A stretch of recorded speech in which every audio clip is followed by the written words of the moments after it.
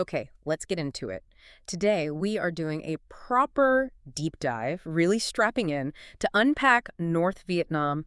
It's incredibly diverse, sometimes overwhelming, but always fascinating. Mm, And our focus here, looking at the sources, is squarely on the 2026 travel picture. So we're not just flipping through old guidebooks, we're trying to assess, what it's really like now. The amazing parts, sure, but also the real world challenges, the that, logistics. that's exactly right. The mission today really is to pull out the key things you need to know if you're thinking about this trip. We need to get past the shiny brochure descriptions. Yeah. We're talking the whole range. Hanoi's crazy energy, the iconic natural beauty of Halong Bay, Mhm. Sapa's cultural site up in the hills, Mhm. then the really rugged stuff like Cao Bang and Giang, and also Ninh Binh, which is, well, a bit calmer. Right. So the idea is you walk away understanding what makes each place special, but also how things have shifted, how the whole travel scene impacts the experience now. Exactly. We want to help you see the difference between those famous spots that might be, frankly, struggling with too many visitors and the places that are still genuinely off the radar. The ones that take more effort, maybe, but offer something. Well, untouched. So what does all this mean for someone looking for that mix of real experience and adventure in, say, the next couple of years? Let's dive in. And we have to start where pretty much every journey up there begins: Hanoi, the capital. You can't really avoid it, can you? It's basically the mandatory first stop, the gateway culturally, logistically for almost any trip to the north. You land there, you figure things out there. Absolutely. It's the launch pad. Yep. And, it sets a really complex tone right from the start. Hanoi is this intense collision point. You've got centuries in tradition literally rubbing shoulders with really aggressive, fast-paced modern development. That tension is everywhere. It is. It defines the city. Yeah. And what's so striking is how, well, sometimes it feels seamless, other times it feels quite jarring, how the ancient past just coexists right alongside the super modern. I always think of it in layers. You can see it, you can hear it. The sources always talk about the specific things that pull you in, right? Well, Like the old quarter, those incredibly narrow, chaotic streets, but they have so much charm. each named after the trade that used to be there. Exactly. And then just blocks away, you find these incredibly peaceful lakes, like Hoang Kim, almost meditative, right in the middle of everything. Yep. And then obviously the street food. It's legendary for a reason, constant buzz. It really is. But then, right next door to an ancient temple, you'll see a new skyscraper going up or major road construction. The sheer number of scooters, some reports say millions, just navigating the city center every day. That mix is the energy. It's this relentless hum, almost an assault on the senses, but in a compelling way. You have to engage with it immediately. That energy is definitely a big part of the appeal.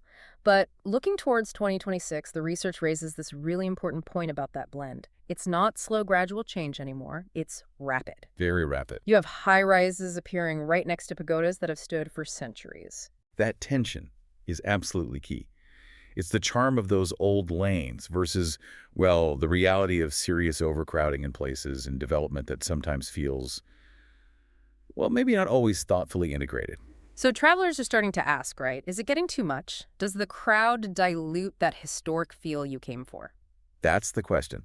We are seeing big infrastructure projects, though, like the new metro lines mentioned in some analyses. That's crucial for managing the density long term. Oh, that's interesting, the metro. So they are actively trying to tackle the traffic problem, moving beyond just scooters and cars. They have to. But development, as always, cuts both ways.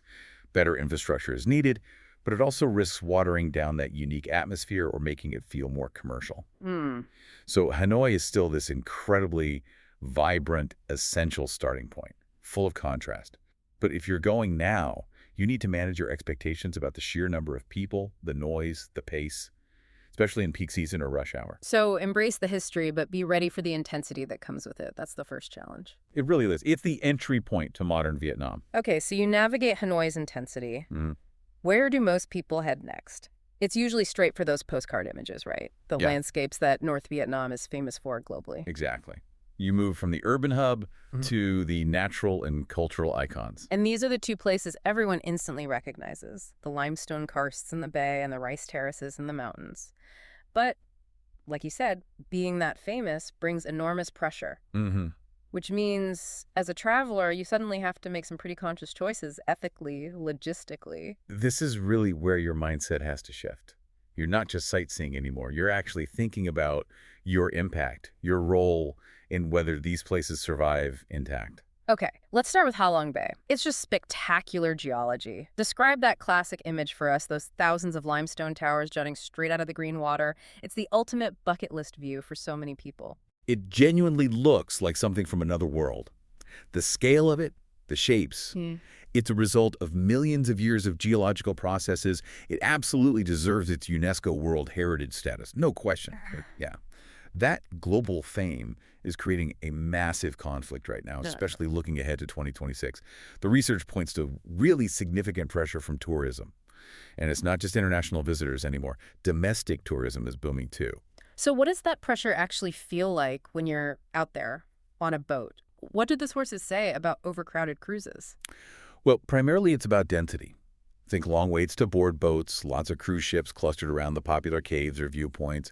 You might struggle to find that sense of quiet or solitude you were hoping for. And critically, there's the environmental fallout. This is a really fragile marine ecosystem, and it's under strain. We're talking issues with plastic waste, wastewater discharge from the sheer volume of boats, particularly the larger, cheaper ones. That sounds pretty grim. The go-to solution always mentioned is eco-tour operators. Sounds good in theory. But how realistic is that for the average traveler? Are these sustainable options becoming like a luxury good, only for people with deep pockets? That's a really important and difficult question. The research does suggest that generally, yes, the genuine eco-friendly tours cost more, often quite a bit more than the standard mass market cruises. Why is that? Well, reports detail operators using, say, traditional junk boats, which have less impact, or focusing heavily on kayaking, avoiding engine use. They invest in proper waste treatment on board. These things cost money, and that cost gets passed on. Okay. So yeah, there's definitely a trade-off emerging. If you want truly sustainable value in a place this popular, it often requires a bigger financial commitment. That seems to be the reality of responsible travel in these high-demand zones. So if the main bay is facing these issues, and maybe the truly eco options are pricey, are there other ways to get that same stunning scenery without contributing quite so much to the problem or the crowds? Yes, absolutely. And this is probably the most actionable advice for anyone listening. The insider tips consistently point towards looking at the neighboring bays, specifically Lan Ha Bay and Bai Tu Long Bay. Okay, Lan Ha and Bai Tu Long. Exactly. Geographically, they're part of the same massive karst system. You get the same breathtaking limestone islands, the same emerald water. But crucially, they see significantly fewer cruise boats. Tourism there tends to be managed on a smaller scale. So the visual wow factor is identical, but it's less packed, and maybe the operators are smaller, more local. That's generally the case. Lan Ha Bay, which is technically part of the Cat Bay archipelago, and Bai Tu Long Bay, further to the east, focusing your search on cruises specifically operating in these bays is key. It helps you avoid the worst of the congestion around the main Halong sites. So it requires a bit more homework before booking. It does. You can't just search Halong Bay Cruise. You need to look for operators explicitly mentioning Lan Ha or Bai Tu Long and check their sustainability credentials if possible. But it's probably the best way right now to find some genuine peace out there and minimize your footprint. All right, let's shift gears from the water to the mountains. Sapa. This is the classic destination for trekkers, photographers, people drawn by those incredible terraced rice fields carved into the hillsides. An ancient way of farming. Absolutely stunning. And also the promise of interacting with ethnic minority cultures, right? Mainly the Hmong and the Dao people living in the surrounding villages. That idea of authentic cultural immersion is a huge part of the appeal. It is. That's the dream of the Highlands. But much like Halong Bay, Sapa has gone through a massive, and some would say quite damaging, transformation because it got so popular. Oh, so. Well, the tourism boom there, which really took off once road access got much better, has fundamentally changed the local experience. That authentic vibe that first attracted visitors, it's now in direct competition with widespread commercialization. Okay, let's dig into that development dilemma. We're seeing huge changes, cable cars going up the mountains, big new luxury hotels perched on hills overlooking the town, markets expanding specifically for tourists. How does the analysis weigh this up? Does this new infrastructure enhance the visit, or does it detract from that authentic experience people are looking for? It's a mixed bag, according to the sources, but honestly, the balance tips heavily towards concern. Proponents will argue that better roads and hotels make the area accessible to more people, which has some benefits. Sure. But the dominant view seems to be that the large scale, especially the luxury developments built right on those iconic slopes, feel really intrusive. They change the whole look and feel of the place and the local economy, too. How do they measure that economic impact? Is it just commercialization, or is there something more specific going on? That's where you need to look closely. Economic analyses we reviewed point to a significant problem called economic leakage.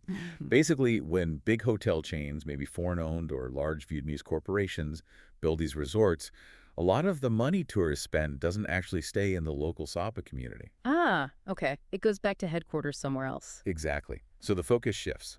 Instead of genuine cultural exchange where your spending directly supports local families running homestays or guiding treks, it becomes more transactional. The local ethnic communities risk becoming, well, just part of the scenery for mass tourism or vendors in crowded markets. That's a really stark difference. So how does a traveler navigate that? How can you visit Sapa without feeling like you're just part of that leakage problem or contributing to the cultural side, becoming just a show? The key, according to everything we've looked at, is actively seeking out community-based tourism, or CBT.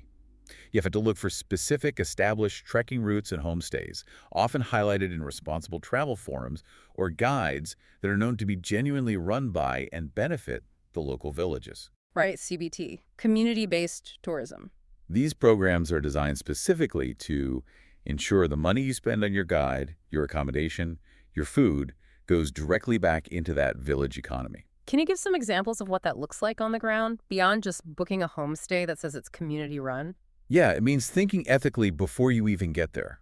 For example, the sources really stress buying handicrafts directly from the person who made them, maybe in their village, rather than from a big stall in Sapa Town. Making sure your trekking guide is actually from the community you're visiting. Okay. And also being mindful of things like not encouraging children to sell trinkets, as it can pull them out of school.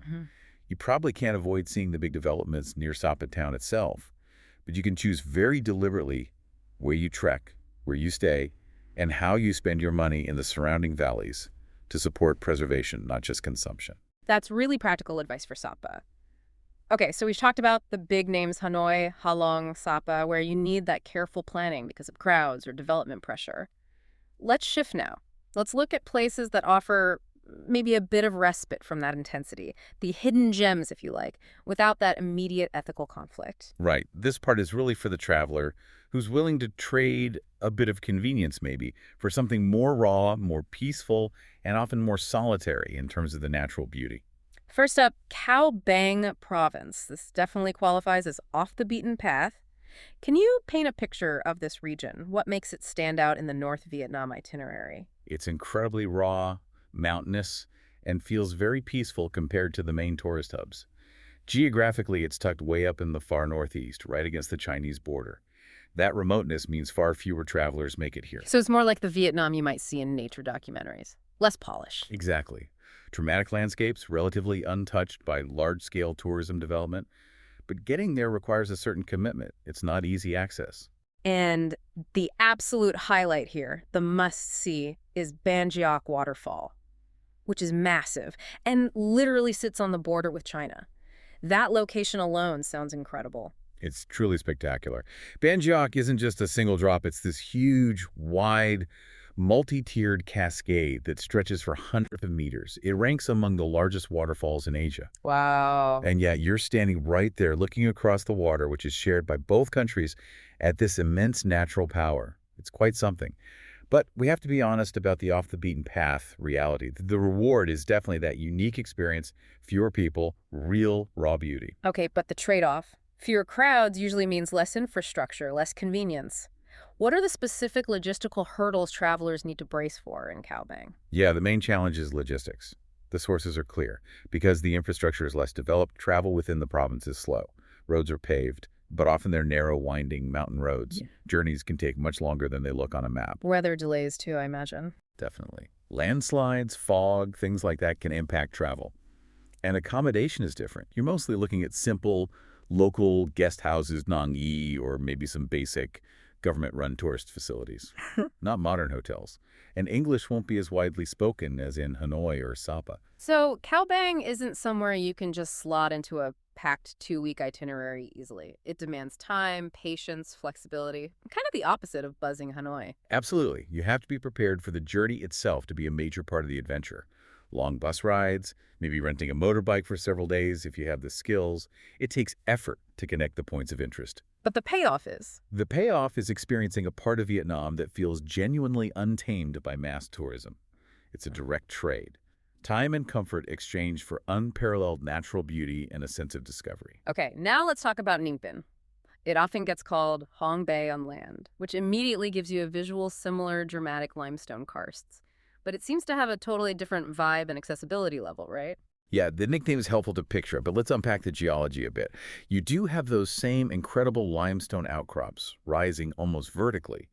But here, instead of the sea, they rise out of rivers and these vast, flat, incredibly green rice paddies. Ah, okay, so it's a landlocked version of that landscape. Exactly. You get the dramatic cliffs, caves you can row boats through like at Tamcock and Trang An, but it's all set within this very fertile riverine landscape, much greener in a way. So what's the main draw here? Why would someone choose Ninh Binh over the actual Halong Bay, apart from maybe avoiding the cruise ship crowds or costs? Well, its biggest advantage is that it's positioned as a much quieter and vastly more accessible alternative. You still get those jaw-dropping geological views. Taking a sampan boat rowed by locals, often using their feet, through water caves under the mountains is amazing. Wow. But the scale of tourism is just much more manageable. And crucially, it's only about 2 or 3 hours south of Hanoi by road or train. That ease of access is a huge factor. It offers a real counterpoint to the planning needed for the coastal bays. And the feedback from travelers, according to our sources, often frames Ninh Binh as a real find, a hidden gem almost. People seem to find a great mix there. Nature, culture, relaxation. Yes, and that balance is really its strength. You get spectacular scenery, plus interesting cultural sites like the ancient capital Ho'olu, or temples built right into the cliffs, but without that feeling of being overwhelmed by tourism infrastructure. Which brings us to an interesting point. Is Ninh Binh best as just a day trip from Hanoi, given how close it is? Yeah. Or does it deserve more time? It sounds perfect for a day trip, being so close. But what does the research suggest about staying longer? Well, technically, yes, you can do it as a very long day trip.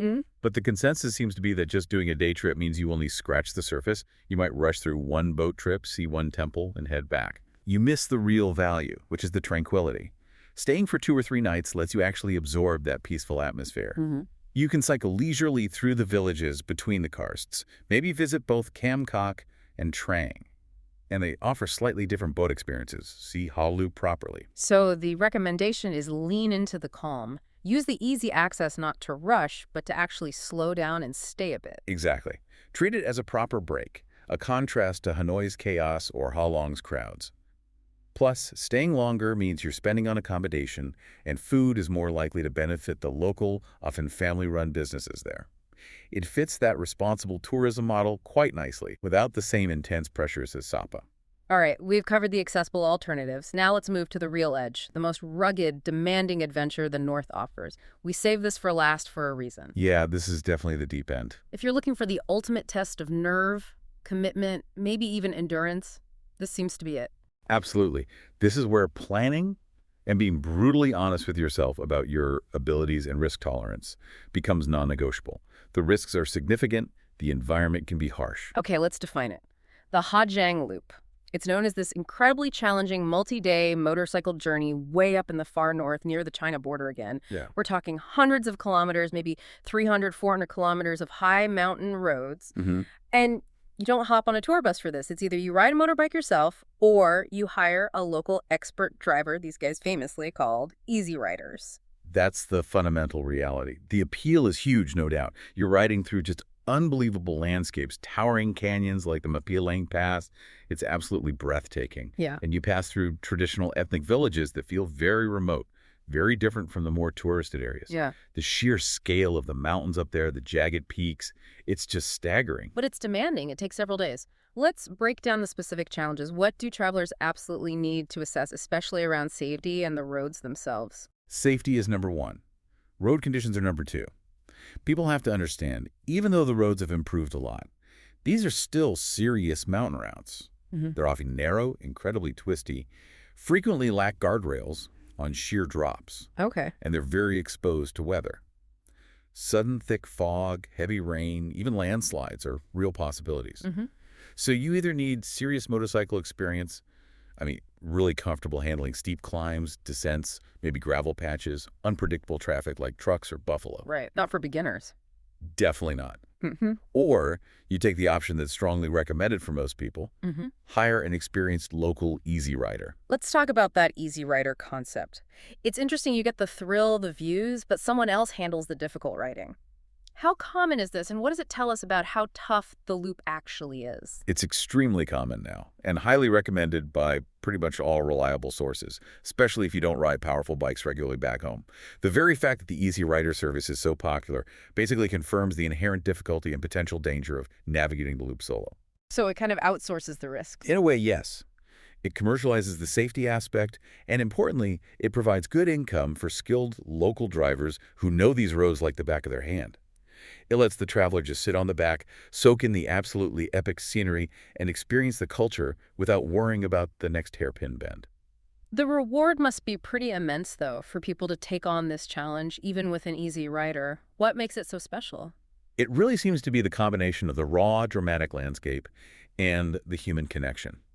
Travelers consistently report that despite the physical toll, the moments of genuine warmth and hospitality they encounter in the remote ethnic minority villages, the Lolo, the Halong, the Tay communities up there, are what define the trip. You're in a place that feels truly off the grid, high up in the mountains, and that remoteness seems to foster these really unique, often unexpected interactions. Many sources describe it as the most humbling, the most rewarding part of their entire Vietnam journey. So, bottom line, who is this for? It sounds like it really filters the audience. Not everyone should attempt the Ha Giang loop. Absolutely not. This is tailor-made for the adventurous, reasonably physically fit traveler who puts epic scenery and deep cultural immersion way above comfort or predictable schedules. Yeah. If you need reliable Wi-Fi, paved sidewalks, and international menus, this isn't your trip. It demands resilience. You might face bad weather, basic accommodation, long hours on the road. It requires flexibility. But if you have that adventurous spirit, it seems to be the absolute pinnacle of North Vietnam exploration, the ultimate challenge. #outreg_outro. Okay, wow. We've covered a lot of ground metaphorically and literally. From Hanoi's packed streets all the way up to the dizzying heights of Ha Giang. Let's try and pull all this together. What's the main takeaway for someone planning a trip to North Vietnam in 2026? Yeah, synthesizing this, it's not a simple yes or no. The overwhelming conclusion from the research is, yes, North Vietnam as a whole circuit is absolutely worth experiencing in 2026. But, and it's a huge but. Always a but. Always. It's only truly rewarding if you go in with your eyes wide open. Understanding that every destination we talked about comes with incredible rewards, yes, but also specific modern challenges, whether that's dealing with crowds, thinking ethically about your impact, or tackling genuine logistical difficulties. So it's about more than just booking a flight and a hotel. What's the essential mindset a traveler needs to cultivate, based on everything we've discussed, to really enjoy this incredibly varied region? I think it boils down to three key things. First, you absolutely need flexibility, maybe extreme flexibility sometimes. Plans might change, buses will be slow, comfort levels are going to swing wildly, especially if you venture out to places like Cao Bang. Okay, flexibility. What else? Second, a real genuine curiosity. You need to be willing to look beyond the obvious tourist trail, to engage the place on its own terms, and actively seek out those authentic interactions and experiences that definitely still exist, but might take a bit more effort to find. And the third thing, this feels crucial, especially for places like Halong and Sapa, and maybe even Ha Giang with its remote communities. Yeah. The third is proactive responsibility. Respecting the local cultures you encounter, remembering that the ethnic minority groups are sharing their homes, their landscapes, their traditions. Your visit needs to be respectful. Prioritizing that community benefit, looking for those CBT options we discussed over just being a passive consumer. It's a basic responsibility that comes with the privilege of visiting such a unique and fast-changing part of the world. It really sounds like North Vietnam offers this incredible spectrum for travelers who are adventurous and, crucially, informed. From the relative ease and beauty of Ninh Binh to the raw challenge of the far north.